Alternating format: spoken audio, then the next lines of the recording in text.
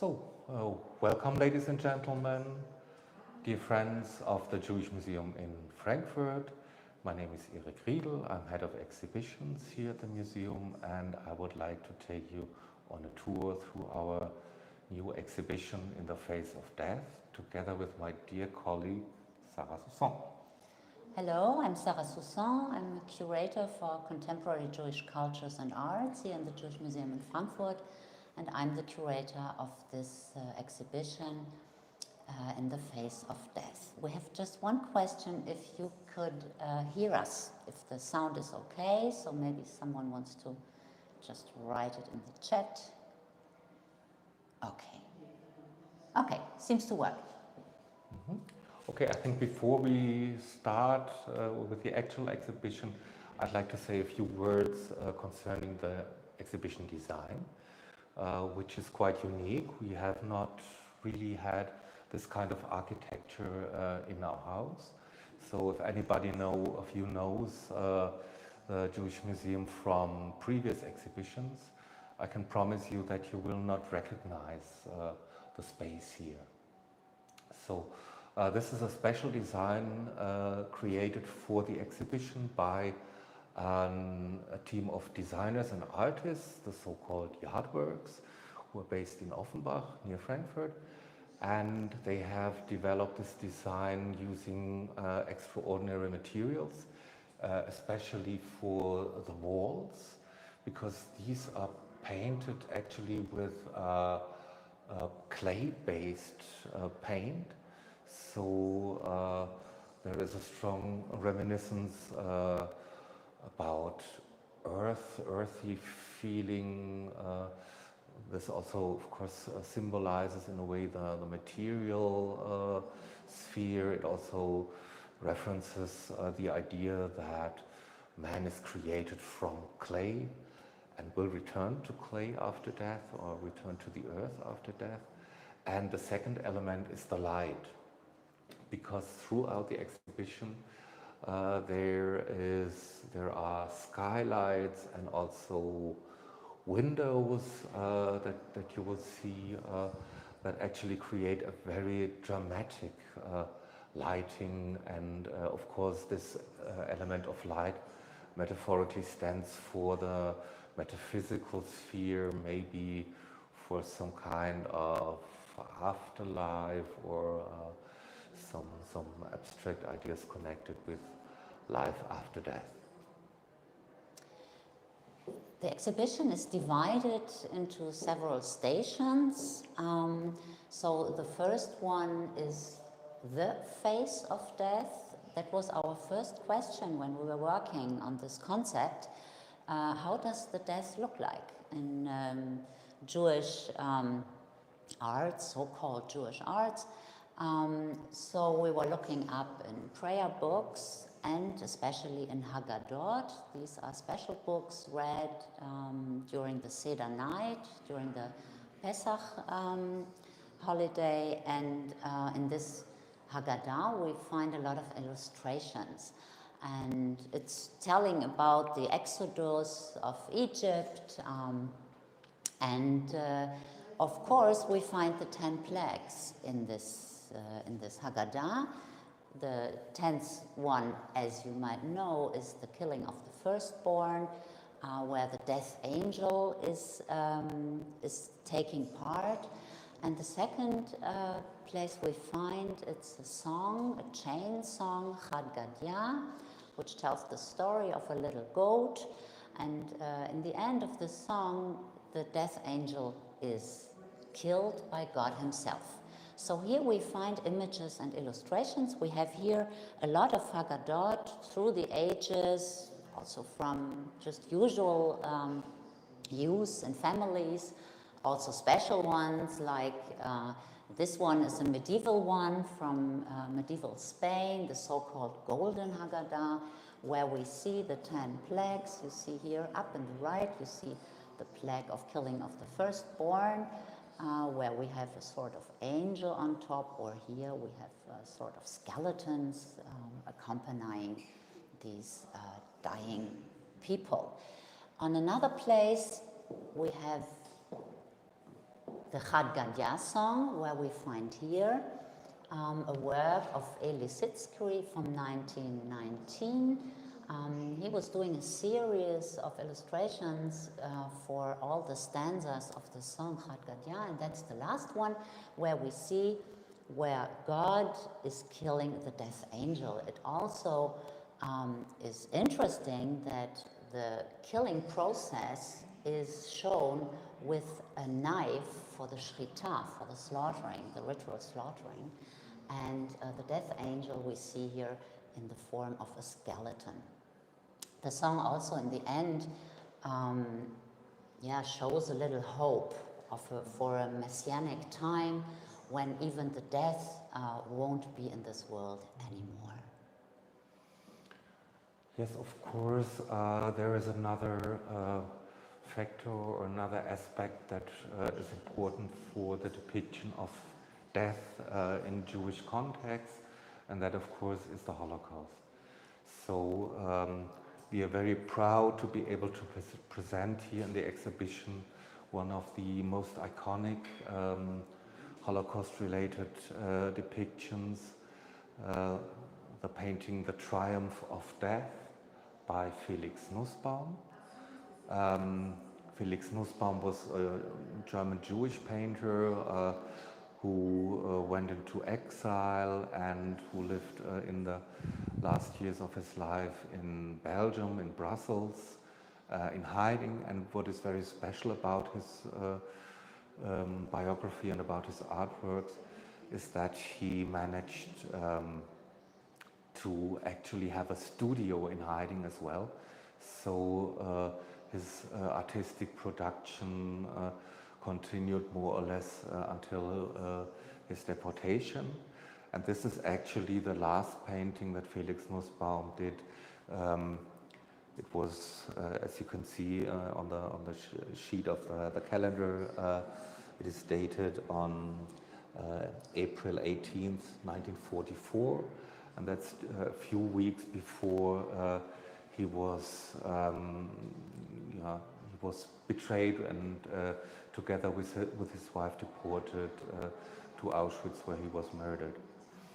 And Felix Nussbaum shows a scenario of complete destruction of civilization. So everything is in ruins, every aspect of social and cultural life, the arts, science, everything is utterly destroyed. And besides actually showing the angel of death that we have seen from the Haggadot, there is one peculiarity about this painting because it connects to the medieval tradition of the dance of the death, Danse Macabre.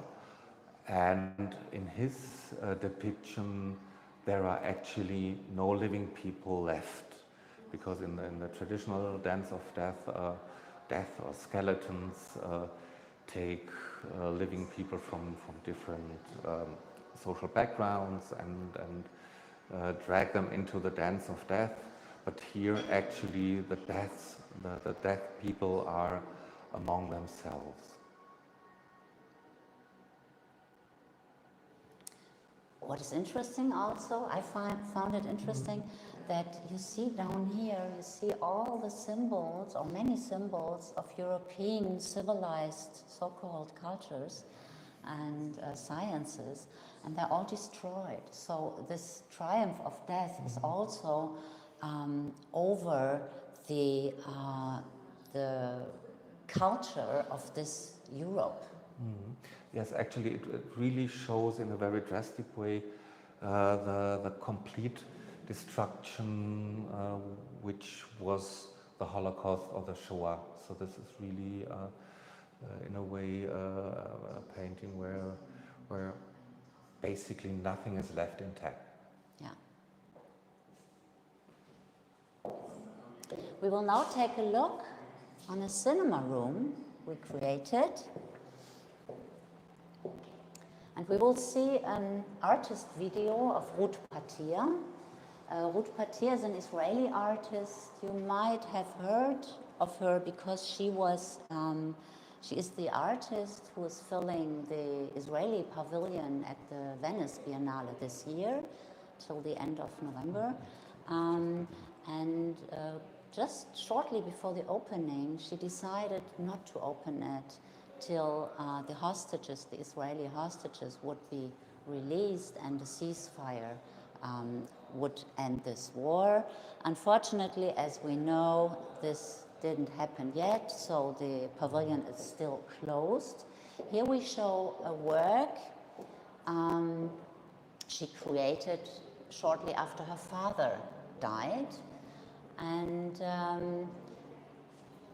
as a video artist, she has a lot of technical skills, and her desire was also to dance with her father again. I could have danced with him again, is her wish.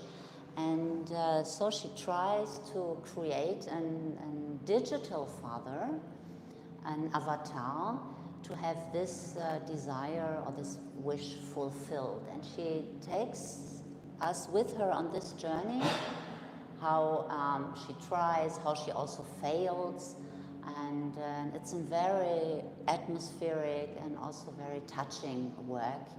So when you might happen to be in Frankfurt and to visit our exhibition, I highly recommend to watch this video work.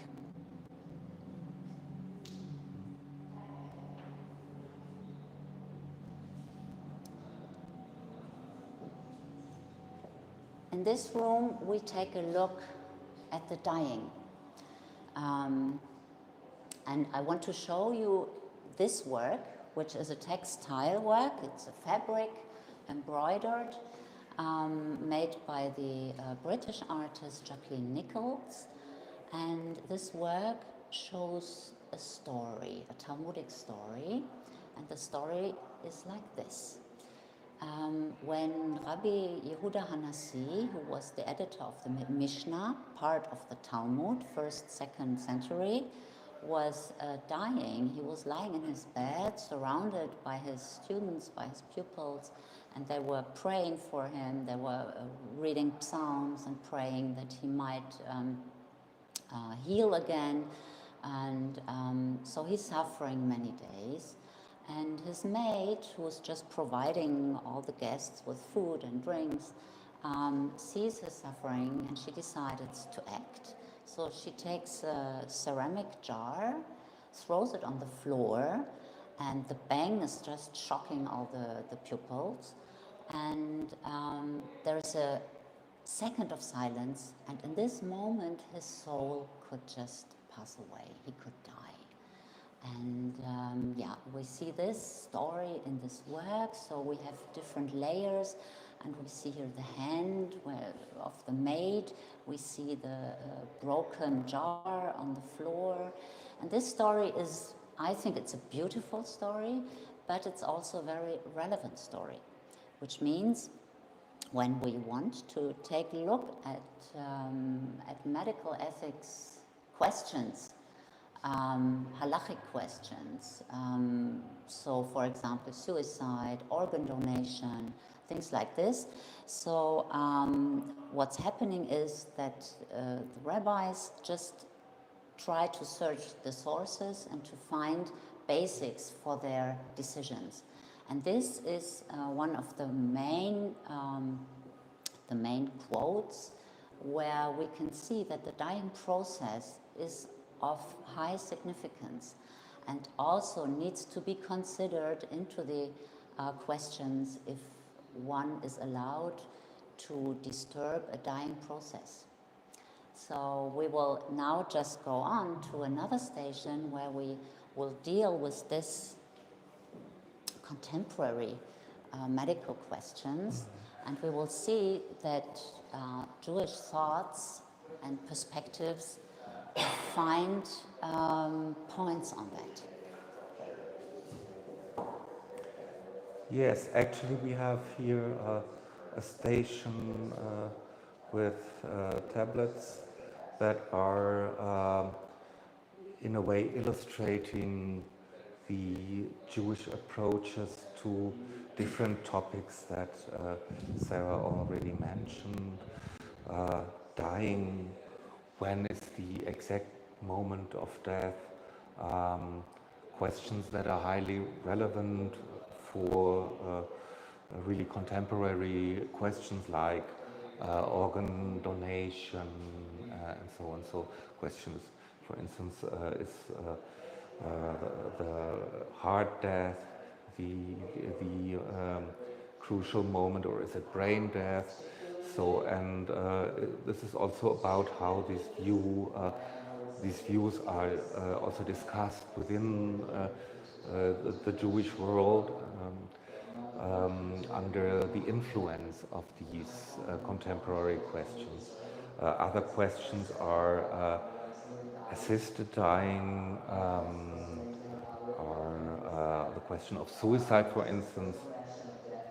And of course, there is the one Jewish maxim that is, like the central point for all these discussions, and that is the idea that saving the life is the most important thing, and that saving the life in a way, beats all other laws and ordinances. So this is really top priority in Judaism, and well, as I said, this is highly relevant for contemporary discussions, for the contemporary questions, and this is also an ongoing process. I want to show you another cinema room where we conducted interviews on the 3 Jewish cemeteries, asking the visiting people, why are you visiting this place? When I came to Frankfurt and I started to visit these Jewish places here in Frankfurt, I was very surprised on this old Jewish cemetery at the Batonstraße, where the oldest grave is from the 13th century. The cemetery was almost completely destroyed by the Nazis and is still in reconstruction, and it's not possible to reconstruct everything. For sure, the visitors are not relatives. And I saw many religious people coming there, praying, dancing, singing, and just leaving. And I wanted to know, I was curious, why are you visiting this place? So I took a film team and a microphone, and we asked them. And these interviews, we did a montage for a film, which you can see here.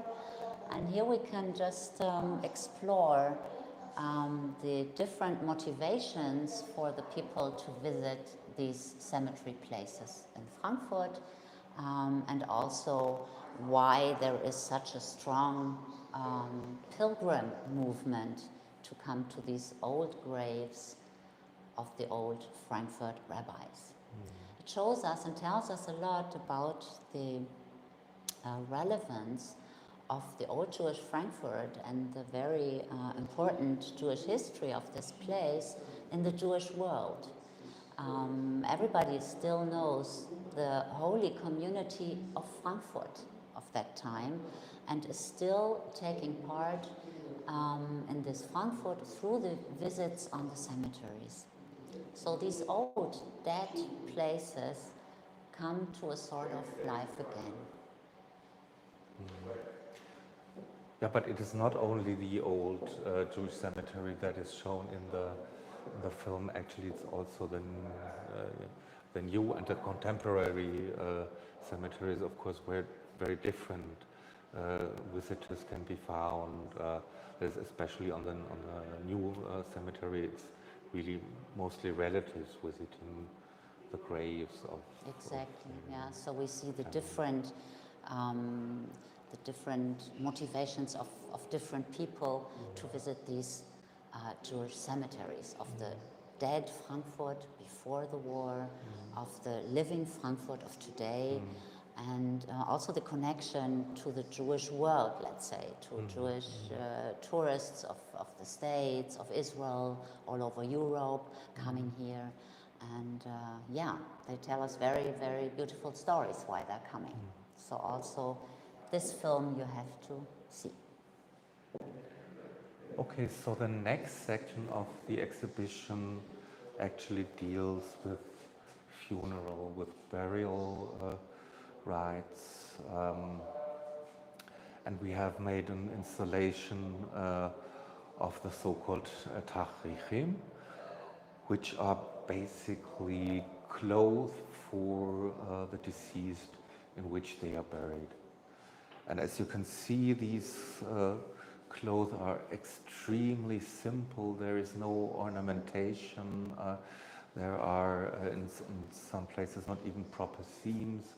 So this is really a very simple, basic linen fabric.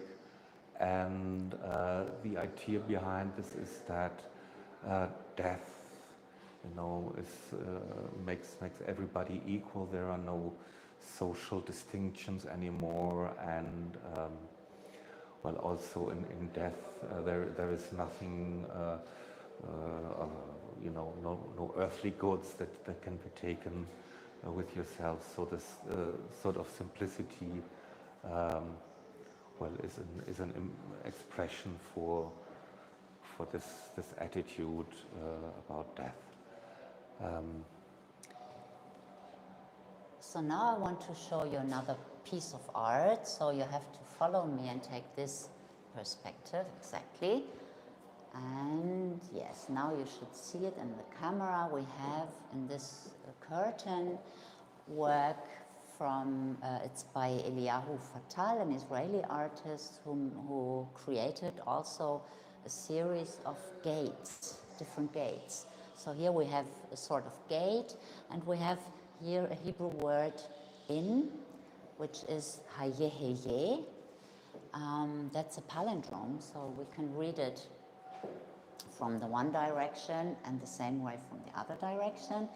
And it's an Hebrew grammatical expression for what can be, what was, what will be, what might have been, and also we find, if we look for the name of God inside. So it's a very open work, which very much scratches on one of the crucial questions, so through the times and spaces.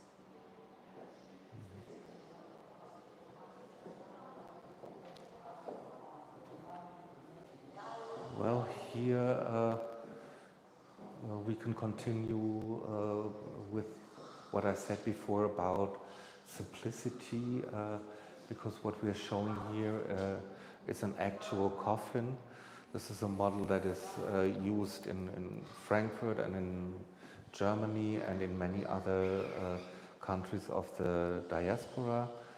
In Israel, the burials are usually in shrouds, so there is no actual coffin used, but in the diaspora the usage of coffins established itself historically because there was actually an obligation by the authorities to bury the dead in coffins.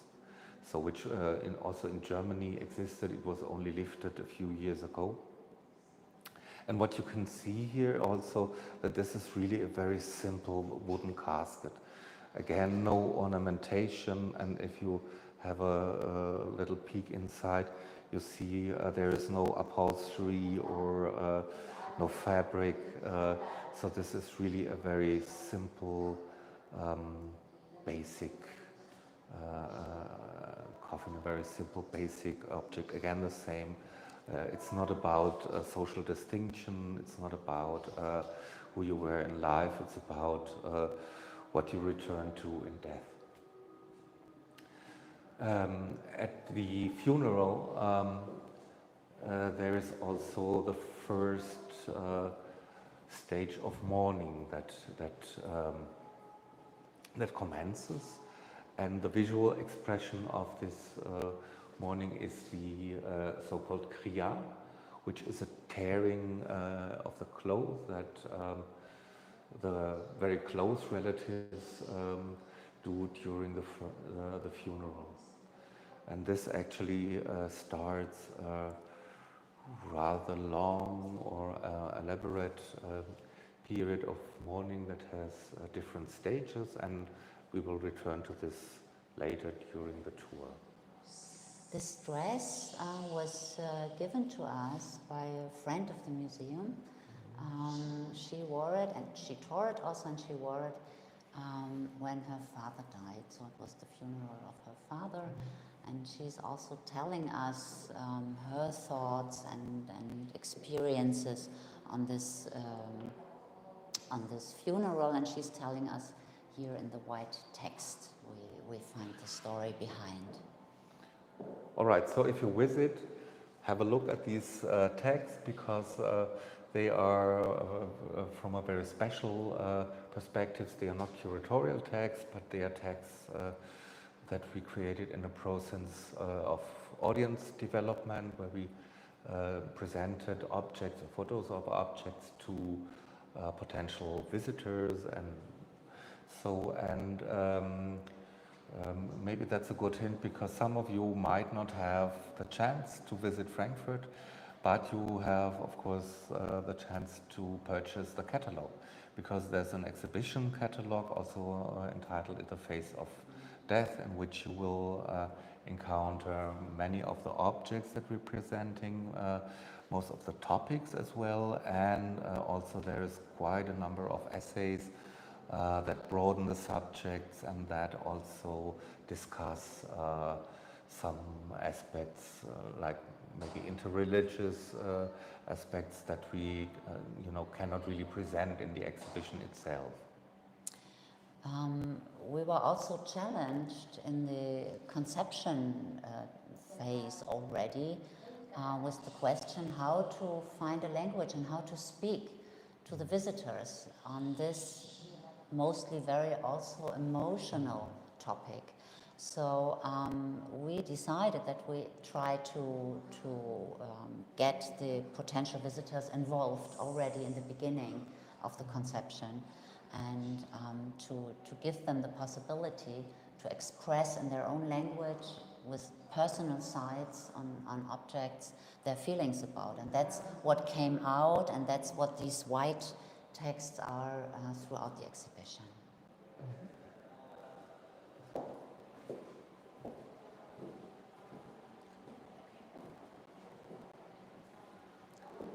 We now approach the room for the mourning and the commemorating. And here we start again with a artwork by Ilana Salama Orta. It's also allowed to enter this room installation. She created this specially for us. It contains of many of artworks that she made already, and she did a new composition out of it, which deals with commemorating, with death, with the world to come. So we can hear shofar sound. Shofar is blown, as you might know, on the Jewish holiday Rosh Hashanah, the Jewish New Year. But so it's told it also will be blown when the Messiah will come. So we are here in upper spheres and have this sound. But for example, we have also these glass bodies where there are texts or fabric placed inside. And this one is a very nice one because it's an embroidery work of the grandmother of the artist. And she was very skilled in this, especially Egyptian Jewish work. The artist, when she was a girl, fled with her family from Alexandria in Egypt to southern France and then to Israel. So she's sort of here keeping this fabric and keeping this memory, commemorating also her family heritage. All these topics are included in mourning and commemorating. When we take a look at this photo, we might see a scene everybody is unfortunately maybe familiar with. That's the place of the Nova Festival, where the massacre in 23 took place by the Hamas, and many of the young people were killed, murdered brutally. Many were taken hostage.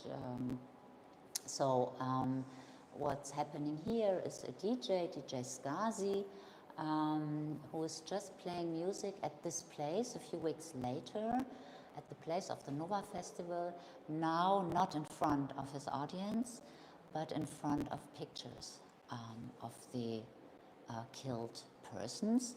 And we can ask where in this scene we find an anchor of Jewish traditions.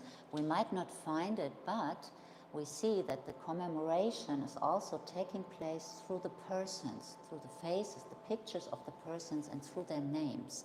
And that's a very Jewish thing, commemorating through names.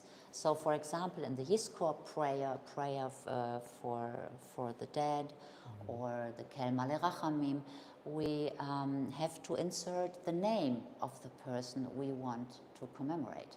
So when you know the work of Yad Vashem, this institution in Jerusalem dealing with the Holocaust, telling the stories of the murdered persons, you know that they have also the motto, everyone has a name. So they're also working very much on these names to keep the memory alive. Yeah, that's one is a very important central aspect, the commemoration of the names of individual persons, but also on the other hand, a commemoration is not only something that is done individually or in the family, but it is something that is done in the community that has a very big importance here in services and on other occasions. And one artwork that might represent this aspect is a little is this painting by Samuel Bach. Samuel Bach himself is a Holocaust survivor. He survived the Vilna ghetto as a child, and he painted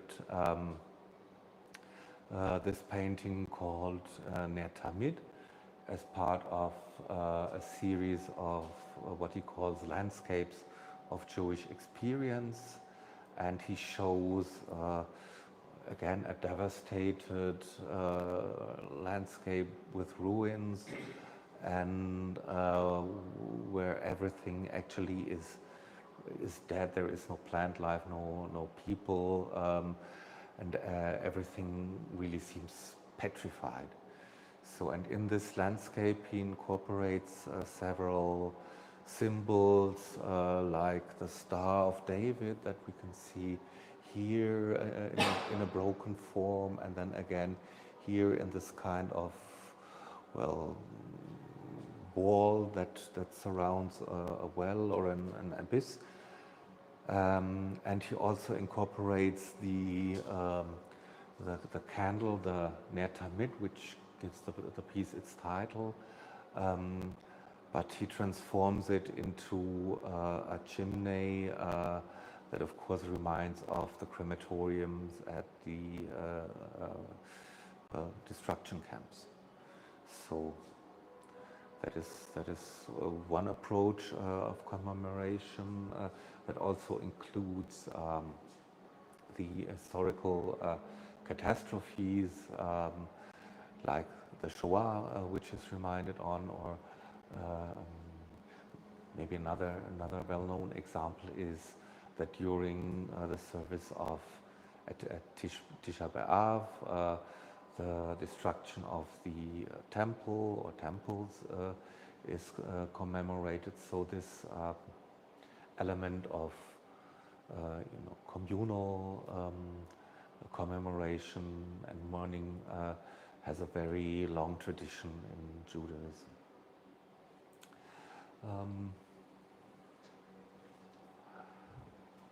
Another artwork that approaches the subject of commemoration is this brass sphere that was created by Sari Srulovic, an Israeli artist, and when it is rolled on sand or another soft surface, it leaves a trace, and this trace is a writing. It is the word Aeka, which means where are you?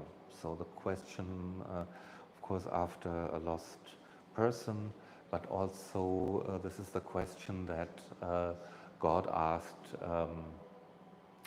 Adam when he was in the Garden of Eden and had eaten from the forbidden fruit and was hiding himself from God. So then God asked him, Aeka, where are you? I would like also to show you here some ordinary Yide candles. Yahrzeit is a Yiddish word which means Jahr is year and Zeit is time. It's the day of the passing away of the dead person. Each year is commemorated through a candle, and here we have these Yahrzeit candles, which are lit, but also very pragmatic. You have here electrical versions. It's written even Ner Neshama, so it's the light for the soul. And on the other hand, this also is an artistic question. So we have here work of Toby Kahn, who created a memorial light where you can place in a candle or a light in a very anthropomorphic form, and even I see a little bit maybe a hugging person, so it's comforting also other people, or maybe an angel even with wings yeah, maybe even like the rising of a soul or something. So possible. there is Yeah. this is a very open to interpretation. Yeah.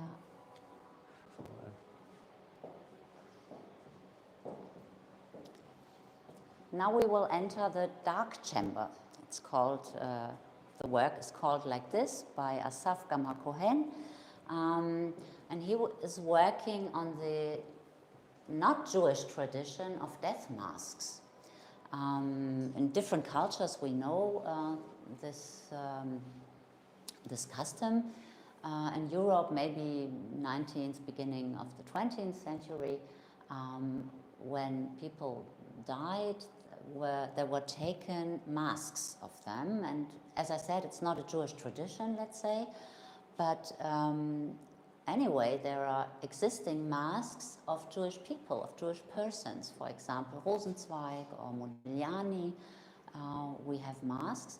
What the artist did here, he made masks of himself alive, of his father alive, put them in boxes in a camera obscura situation where we can see them then upside down. And what you see now is a projection. There is a mask of the artist himself on the wall, and the projector is laying on eyes and the face of his grandfather.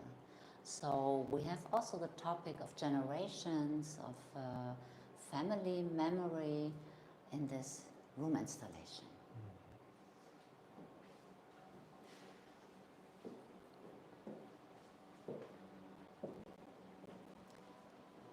Now we showed you a lot to see, to explore, not so much yet what to do. And we will enter now a room where the visitors can participate and can express themselves and also tell us about their connections or their commemorating. Yeah, and also I think we discussed this quite extensively. We had the distinct feeling that people visiting this exhibition would need a space that is quiet, where they can also relate to their own feelings of maybe mourning or loss, and and also to give them a chance to, in a way, express their feelings or their memories to beloved people, and also to discuss about what they do when they are sad, when they are in mourning. Yeah, so we have here this room, a cube, in fact, where you can see there are chairs, but lowered, like used during the Shiva. Shiva is Hebrew and means 7. That's the 7-day period just after the funeral, where the relatives stay at home and sit lowered. So in this room, people can sit lowered if they want. And we have here music played, a composition by Maurice Ravel, Kaddish. He did a Kaddish composition, an instrumental piece, which is very calm and I think very beautiful. So we try to create here an atmosphere of being calm, of sitting and just getting into own emotions if desired. On this wall here, we ask our visitors to leave a little note. When I'm sad, then. So we have a lot of short texts or even drawings, what people do when they are sad. And through this sharing of the experiences in dealing with grief, maybe also we can find tips of other people, what they are doing. And as you can see, visitors use this really a lot. We had to also take off already some notes because there was not much space left.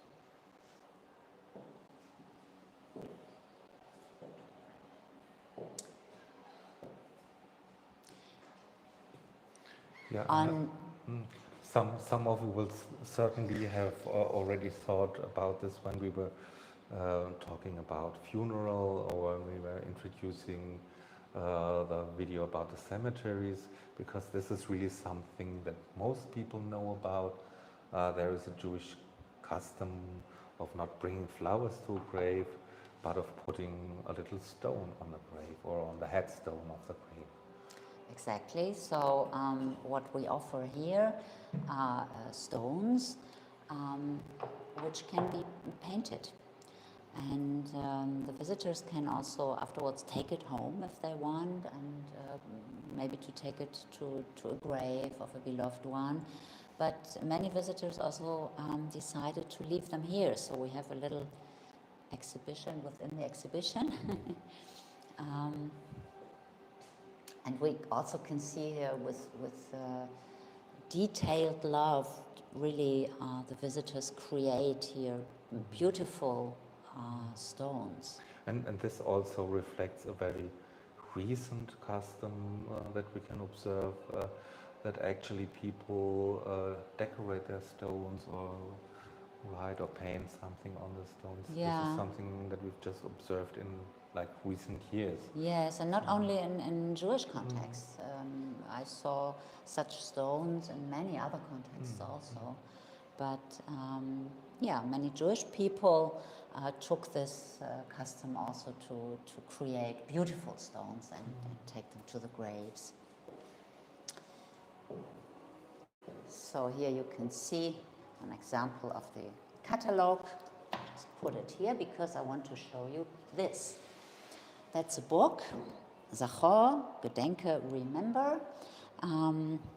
It's empty, and we invite our visitors to remember beloved ones through names, dates, and also stories to tell here about the person passed away. In the end, we will have a sort of memory book filled with many people and many persons and their stories, and we will keep it in the museum as a product of our audience.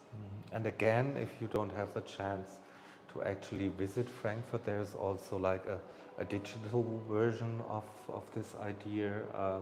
There's a QR code that you also find on our website, and you have the opportunity to post an object that reminds you maybe of a loved person that you've lost, and write a few lines if you wish.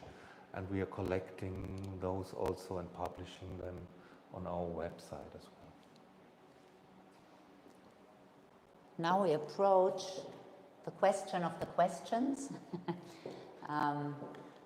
What will be after the death? Yeah, so this last room is called the world to come, the Olam Haba in Hebrew. And on the wall here you can find different words we found in Jewish scriptures through the ages, describing a sort of afterworld. They're very different ones. Yeah, so it's shown that it's not maybe possible to give one answer to that question. In the middle we have quotes, quotations, or explanations of each of these words and worlds. So everybody can just explore by him or herself, yeah, which maybe afterworld would fit or not. Yes, in a way, this exemplifies two aspects. One of the aspects is that there is no real consensus in the history of Jewish thought, or in the Jewish world in general, as to what this afterlife actually looks like, what it actually is. There is no consensus. There is consensus. There is something. There will be something after death. But what exactly this looks like, nobody knows, and even more, everybody agrees that nobody can actually know. But nevertheless, a number, of course, of ideas and well, not images, concepts have arisen, and some of these words that you find here are even as old as the Bibles. Some of them appear in biblical texts, like Sheol, which is well, some kind of underworldly place, or Gan Eden, which is more or less the Garden of Eden, so a paradise, the concept of a paradise. Yeah, but there's actually not an explicit, well, theology or concept that is generally agreed upon. Yeah, what is interesting maybe is that there is a consensus that the Olam Haba, the world to come, however that would look like, is opened for Jews and non-Jews alike. So this we find already in the Talmud, and that's maybe something very special, because usually in other religions it's exclusive right? Club, but the Jewish concept is there then at this point for everybody.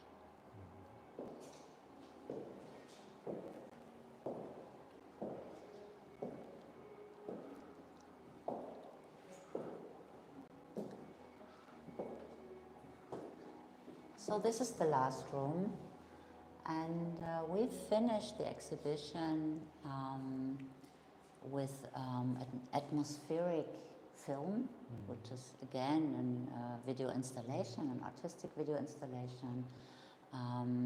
It's called Forest Between Worlds. It's very open. We can just have a look. You can sit here, stay here as long as you want. And actually this was conceived as a kind of music video, because a music, not even a video. So the composer is Zoe Polanski. She's a music composer, and she created this music. And then the artist, Patia again, which is a good friend of Zoe, created the video for this music. So in fact here the main part is the music, but I think they really managed to create a very atmospheric and a very comfortable work in the end. And it is not actually about afterlife in a narrow sense. In a way, this is very open to interpretation, and we discussed it also for quite a long time, and then actually this was really the point that convinced us that it is all about atmosphere, all about the moods that it puts you in, and not so much about showing concrete ideas. So. Are there any questions you maybe want to write in the chat? If not, we would just say bye-bye, all the best, and we hope that you can visit us in this exhibition.